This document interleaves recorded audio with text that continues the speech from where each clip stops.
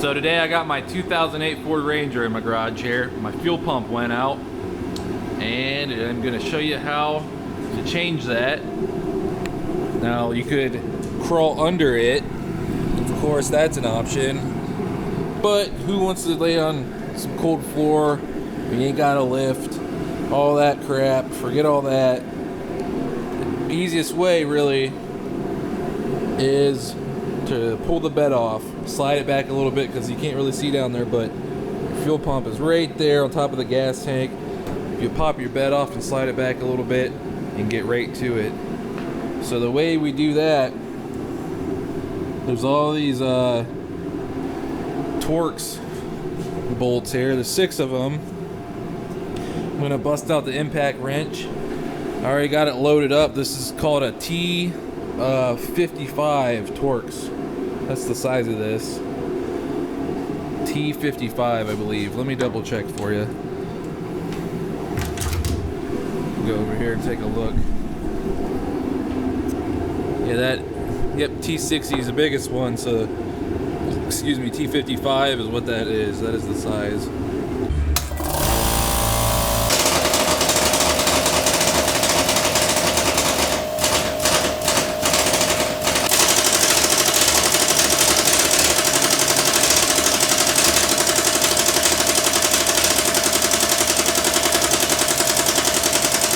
So those bolts are not coming unstuck with just that little impact wrench. I don't know, that thing might hit 150 foot-pounds or something, but apparently it's not enough. The deal is those bolts are in these clips and they're both untreated steel. This truck's really not that rusty, but apparently those things got pretty rusty and they're completely rusted together. Might as well be welded together. So I picked up some of this stuff. This is some penetrating lubricant. I was looking for PB Blaster. They were out of it. WD-40 apparently makes some now. Maybe they even improved on it. Maybe not. I also got a breaker bar. Well, I found a bunch of torque wrenches in the dumpster at a well-known Chinese tool store, and here's one of them. You use it as a breaker bar, and hopefully get these bolts loose. Could have at least swept the floor first. So the 4 in the back were pretty easy to get to. Spray this stuff right on it, but the 2 up front, you can't really see them. The only thing you do is spray in the general vicinity and pray for the best.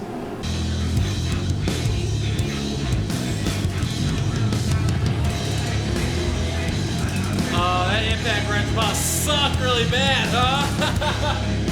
That impact wrench must suck, dude. Wow, alright. I mean, they're coming loose. That's a weak impact wrench. Shoot, never mind. She did this sooner. Ah, yeah, there we go. Come on.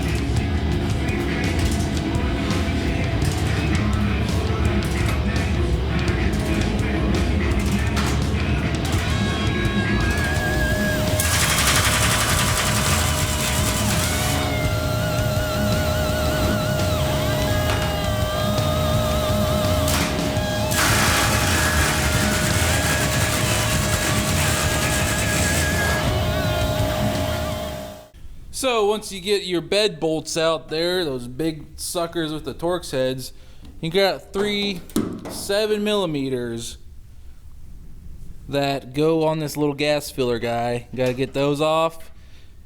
Now 7mm, that's small. Of course those stupid bolts gotta be 7mm. Where's my 1/4 inch? Ah!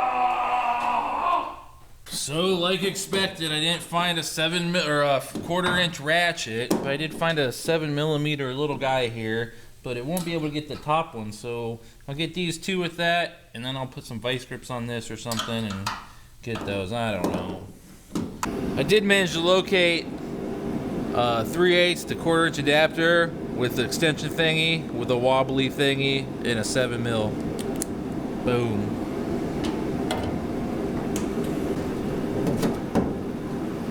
Got the truck bed wedged up a little bit. You can see there's this connector right here. That is for your lights. You just gotta disconnect that, and then pretty much the bed will be free. I'm gonna give it a solid shot to see if I can move this bed back by myself about a foot to give me enough space to get to that fuel pump. If not, if that doesn't work, then I'll have to call in some reinforcements, so give it a shot.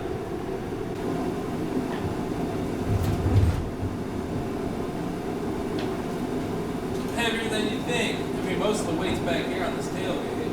Seems like. Don't want to crush this connector. That would suck.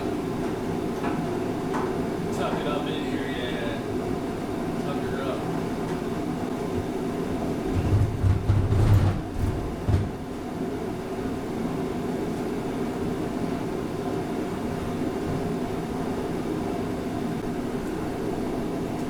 Got these treated 4x4s sitting around.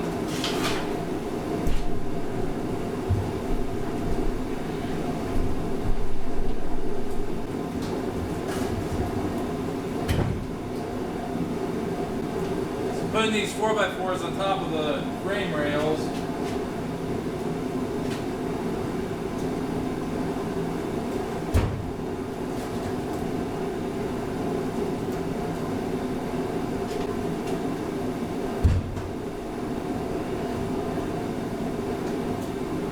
So what I'm going to do is I'm going to ratchet strap these 4x4s to the frame so they won't move, and I'll be able to lift this up and get it up on top of there.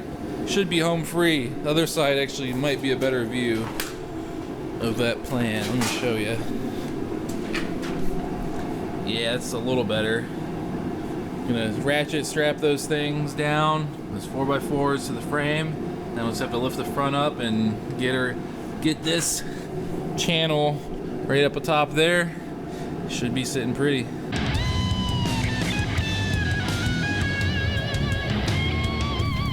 Alright, so I got these ratchet straps holding those 4x4s down. Hopefully they won't slide anywhere. I'm going to try to lift the front of the bed up, slide her back.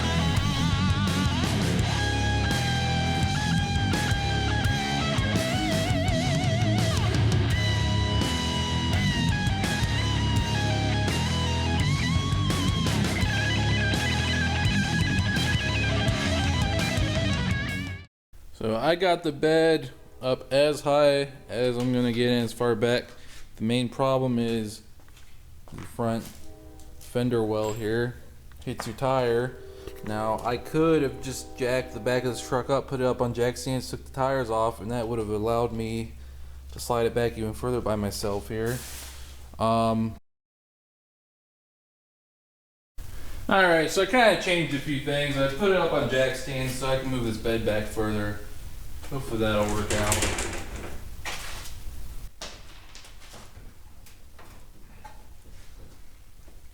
Now this is the top of the fuel tank being filmed from the passenger side. Get in here and get some of these clippy doodads off. These are all pretty self-explanatory. Well, they should be.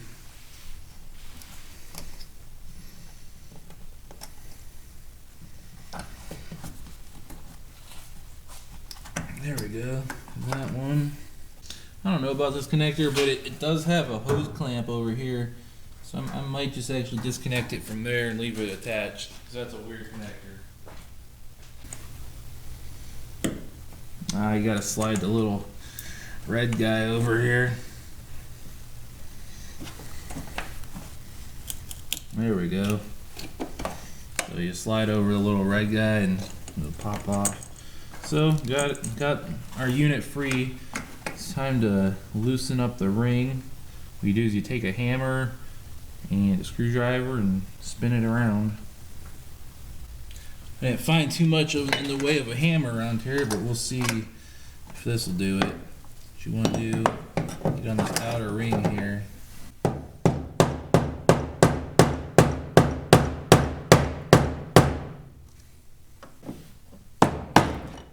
Need a bigger hammer.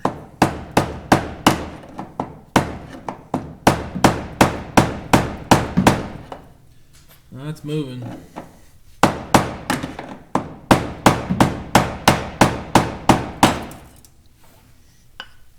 Alright.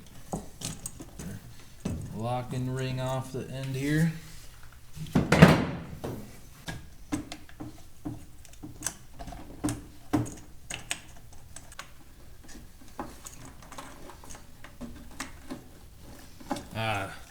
There is the secret. That's the maneuver right there. This way, come out that way. Jeez Louise. Okay, so I got the unit out of the truck and, out of the gas tank here. This is your whole sending unit. Now, you have the option to buy this entire thing as one piece for about $400 or so and drop it in.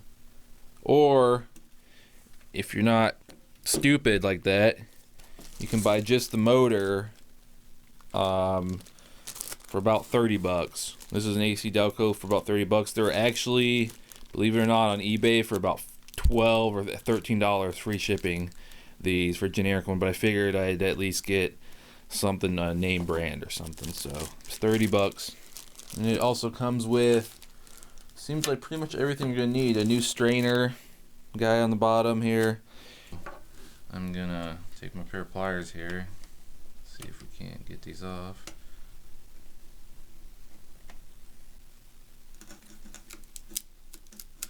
Aha, there's the secret.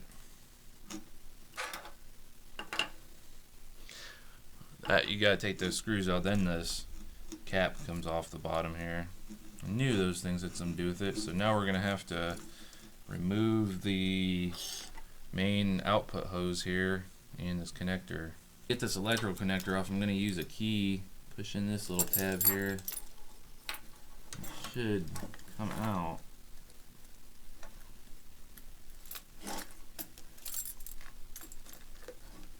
There. So no, I'm not gonna try to cut this yet or anything. I'm just gonna see if I can pry. I don't know if you can see too far away here, but this hose has this little guy that's pushed down that seems like it's holding it on, this little clamp here. If I can pry that up and pry this off, then I can probably get this loose and just pull it off and save the hose and put a new hose clamp on it.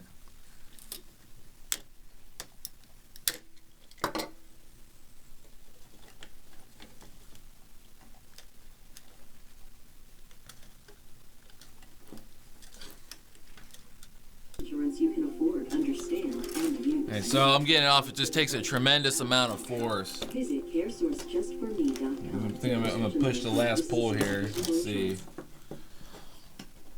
There it is.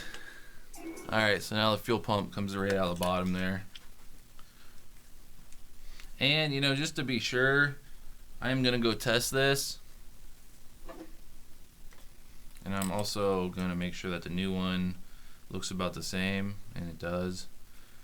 It's got these rubber sleeves around here. You'll transfer these to the new one. Oh, looks like they included a new one for the bottom here. That's cool. Whatever, you can use other ones. Please note there's one on the top too. Looks like, maybe not, but yeah. That comes off. He's kind of isolate it. See, you put that on the new one.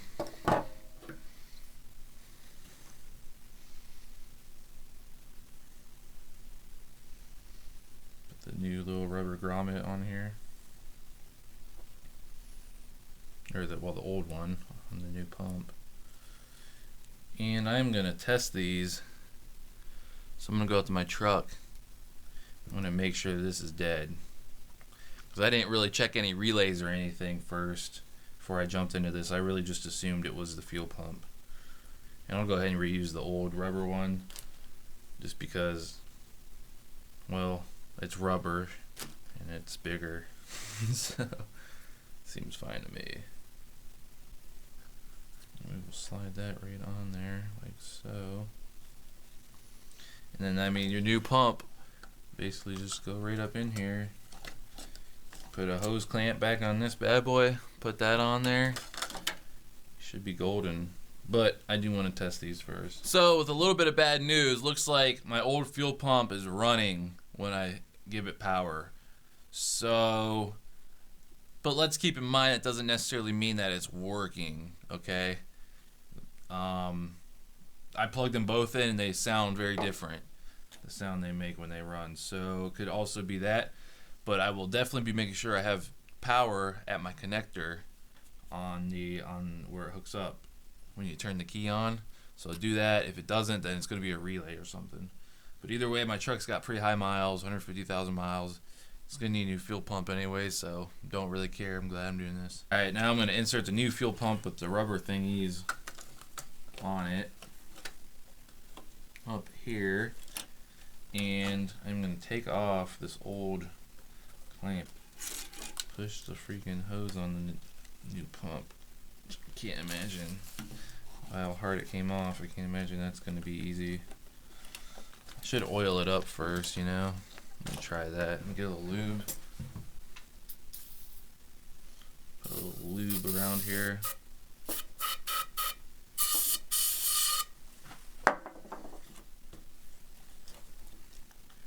There we go. Well, that made it a lot easier with a little bit of lube. I'm gonna need a flathead to tighten that up. So I'll go ahead and tighten that hose clamp up. Then you just plug your electrical connector in, back in down here. Boom. And then you got your new strainer. Got the fuel pump assembly all back together here. The only real quirk I noticed is you can see this new strainer bag. It's kind of funky. It covers up that hole, but you can kind of push it. You know, you got to kind of make it work, but it'll work fine. No big deal. That's about it. It's ready to go back in. Like I said, in my case, my old fuel pump turned out to be running, but I guess that doesn't necessarily mean it was pumping fuel still. Although it should have been, especially since I pulled my fuel filter off and nothing was coming out when I would turn the key. So I'm starting to think it might have just been a relay or something in my case, and that's my fault because I jumped the gun and just assumed it was the fuel pump. But either way, my truck's got pretty high miles, 150,000 miles, and is going to need a fuel pump anyways eventually. So does not appear that I have a multimeter in the vicinity, but what you would do if you did is you would take your plug here, and with the top being where, you know, the connector is where you squeeze it, you would test the two very right plugs against each other, see if there's 12 volts there when you turn the key. That would tell you if your relay is bad or not. But what I'm going to do, I'm going to go ahead and just plug it in. Since I don't have a multimeter here with me, I'm going to plug it in. See if I can get the motor to run.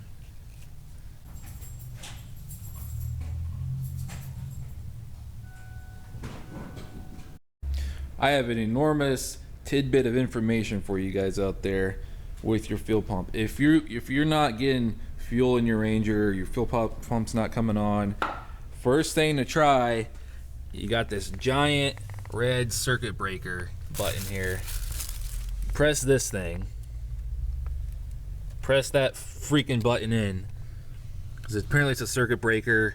Your truck will probably start right up if it did the same thing mine did, because I got my new fuel pump on and still wasn't getting power to it. I swapped all the relays around, still wasn't working, and I came over here, I'm like, well, I saw this thing, I'm like, what is this? Guess it's a circuit breaker or something. That's what it has to be. Pressed it, and presto changeo. Here, let me it's working now.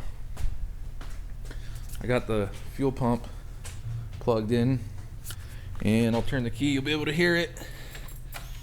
There she goes. So it is totally running now. Ah, finally. Well, I guess I didn't have to get my truck towed after all. I could have just popped that button and my old fuel pump would have came on, and probably still would need changed.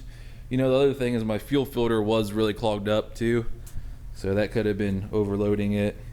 However, I do believe that the way that these fuel filter works is that it has two inputs, so that once it pressurizes this up to say 90 psi, this right here to me looks like a pop, so like a valve, and this will pop say at like 100 psi, and it'll take the fuel that's being overpressured by the fuel pump and bring it back out of here and drop it back in the tank. So the fuel pump is constantly running and constantly pushing fuel and pressurizing this, and brings it back, brings it out here, and if it's over that pressure, if your engine's not sucking that much gas, it'll just drop it back out here. So I don't think that necessarily having a clogged fuel filter would cause necessarily be the sole cause. So either way, big lesson learned. Learned a lot about my truck. Learned we got a nice little reset button there, and my blinkers were blinking really fast too. Let's see if that fixed that. Nope, still blinking really fast. Could be because I've charged my battery up higher than it's ever been charged. So I'll just assume it's that.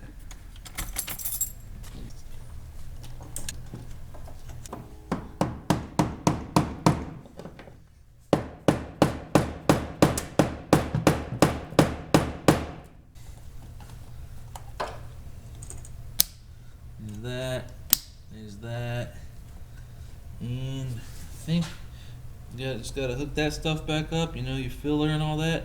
However, I gotta put my new fill filter on, and my truck should start up. Give her a go. Give it a couple primes.